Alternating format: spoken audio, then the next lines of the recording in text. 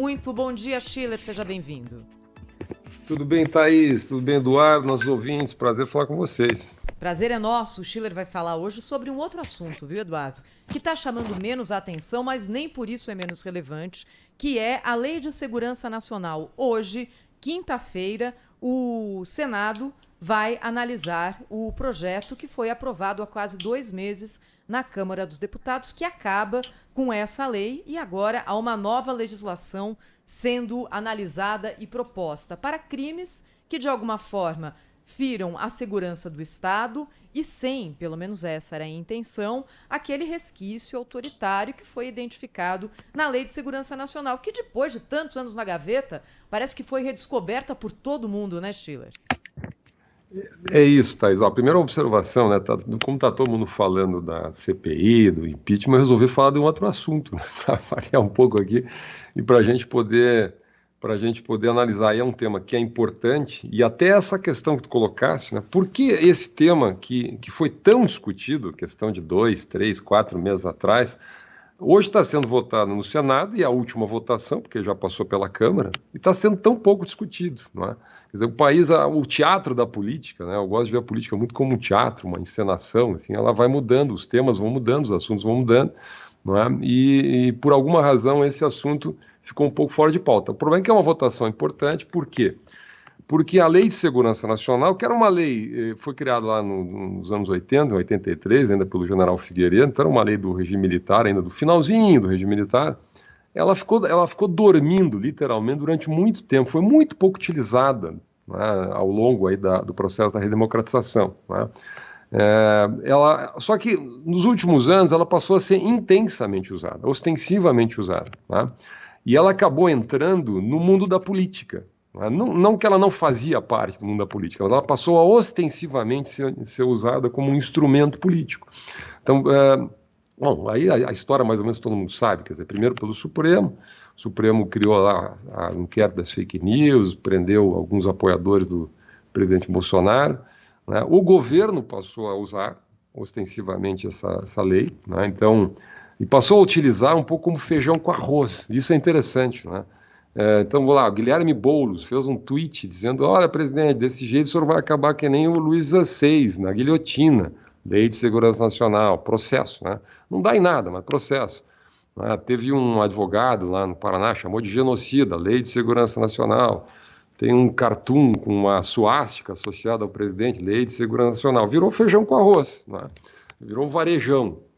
Isso não dá em nada, mas gera um problema. Tem que botar advogado, tem que ir lá na Polícia Federal, prestar um depoimento, enfim. E dá Acaba holofote sendo... também, né, Schiller? Que às vezes é o Dá objetivo, holofote, né? né? Muita gente o pessoal vira um personagem, faz um discurso pela liberdade.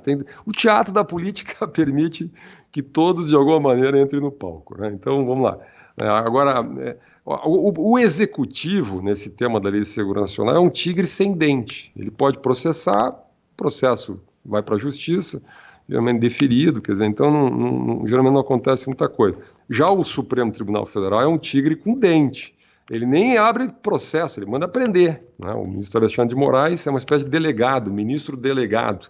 Então ele vai lá, esse deputado Daniel Silveira foi preso, simplesmente preso pelas frases que ele disse lá, as ameaças, as supostas ameaças ao ministro Supremo, etc.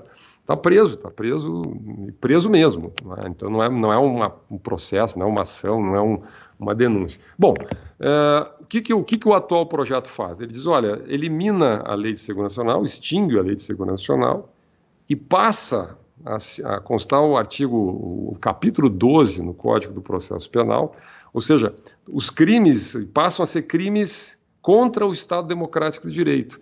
Uma série de artigos que vão para o Código do Processo Penal, o que é muito positivo, porque você deixa de ter essa dualidade, ou seja, tem o Código do Processo Penal de um lado, né, e uma lei específica tratando de crimes contra a segurança nacional. Né? Até aí tudo bem. O problema é que quando foi aprovado isso na Câmara, se introduziram alguns elementos ali, na minha visão, problemáticos. Né? Vou basicamente citar 2 aqui.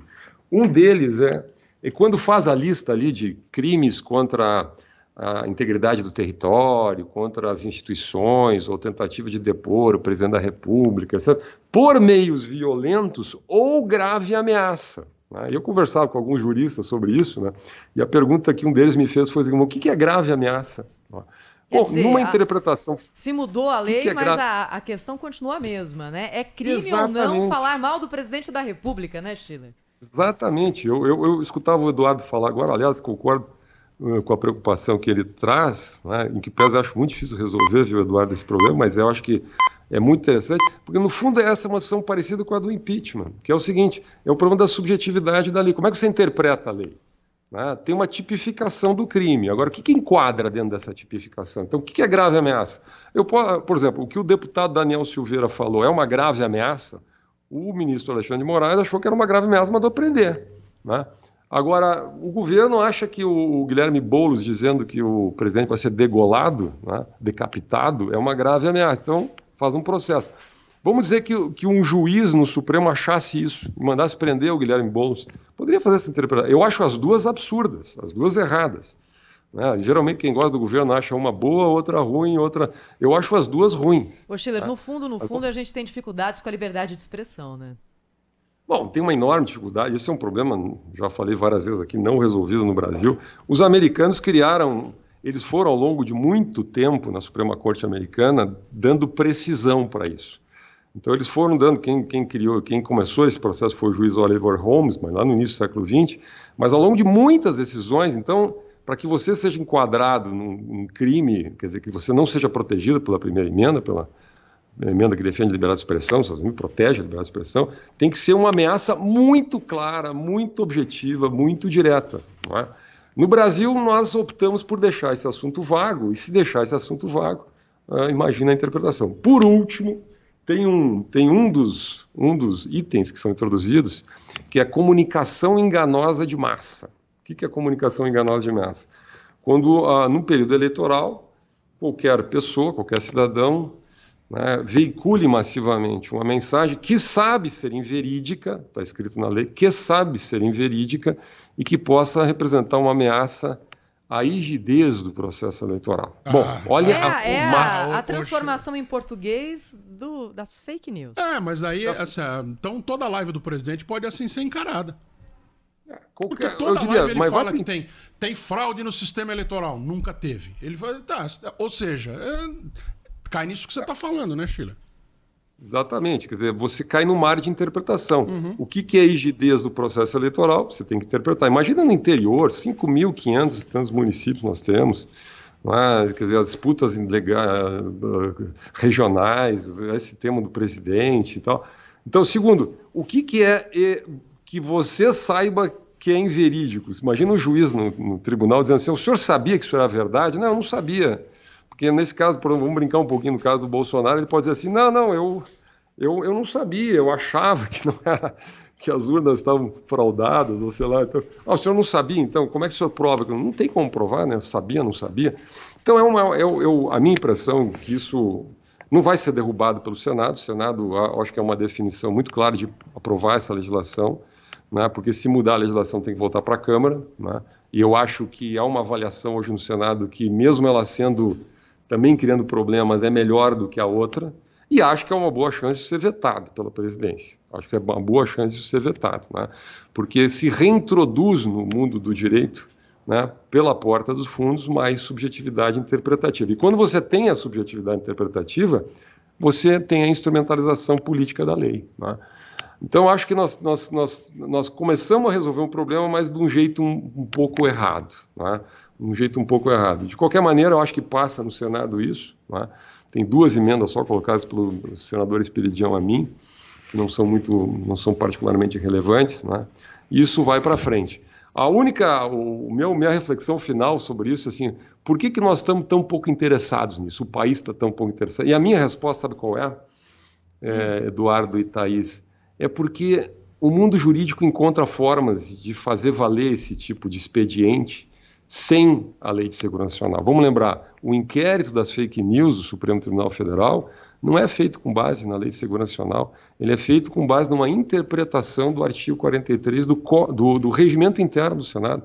Então, para prender o Oswaldo Eustáquio, aquela turma de apoiadores do presidente, o Mito Show e outros aí, enfim, a Sarah Winter, né, uma série de outros, para prender essas pessoas não foi necessário lei de segurança nacional, não foi necessário uma interpretação do artigo do regimento interno e inquérito das fake news. Então, eu acho que a sociedade está levando menos a sério a própria lei que faz. De tão flexível, de tão passivo de interpretação, de tão subjetivado, de tão feijão com arroz que está virando, as pessoas estão levando menos a sério. E cá entre nós, isso aí não é bom para a democracia. Eu tenho uma outra explicação possível também, viu, Schiller? A gente tem tanto problema concreto hoje, atazanando a vida aqui das pessoas, que às vezes é difícil também se dedicar a energia que é finita na vida de cada um a outros assuntos que também são muito importantes e relevantes, às vezes mais difíceis ali de entender e de processar, e que acabam passando batidos. Acho que essa é a nossa função também aqui na Rádio Bandeirantes, de colocar esses assuntos em pauta, como você tem feito conosco e com a sua coluna. E também, né, Schiller, o momento em que a gente tem um Congresso Nacional que funciona de uma maneira completamente diferente que a gente está acostumado, a gente não tem esses assuntos no corredor da Câmara e do Senado o tempo todo. Você não tem... né, isso é quem trabalha em Brasília... tem inclusive esse feeling, né? Tem uma coisa acontecendo aqui no fundo do corredor de comissões que pode ser interessante. Eu vou lá, assisto aquela sessão e trago a notícia pro proscênio. Hoje em dia a gente não tem isso justamente. Proscênio, agora você também me lembrou, Salomão Esper, assim como ontem. Salomão, bom dia. Aqui também no Jornal Gente, o Marco Antônio Sabino falou peremptoriamente e me lembrou do Salomão. Salomão, bom dia. Ainda bem que você está na escuta. Mas eu acho que isso atrapalha também esse tipo de discussão sair de lá de dentro, Schiller.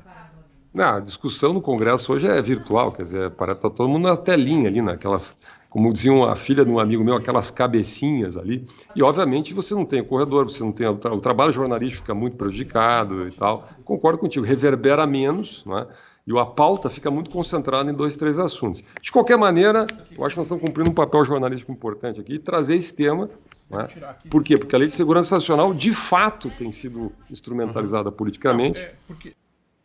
E se imagina que possa, pelo menos, melhorar um pouco esse cenário aí, né? Fernando Schiller, cientista político, nosso colunista, aqui no Jornal Gente da Rádio Bandeirantes. Obrigada, Schiller. Até a próxima. Bom trabalho, grande abraço. Bom dia.